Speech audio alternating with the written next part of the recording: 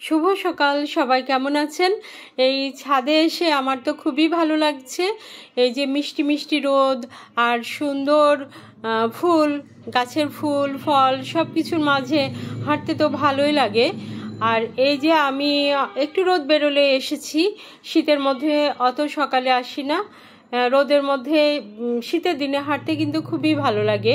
আর এই যে গাছপালা ফুল ফল এগুলোর মধ্যে হাঁটতে তো খুবই ভালো লাগে। যখন একটা ফল চোখে সামনে চলে আসে তখন দেখতে তো খুবই ভালো লাগে, আর ফুল এর মাঝে হাঁটতে মনের মধ্যে একটা অন্যরকম আনন্দ হয়।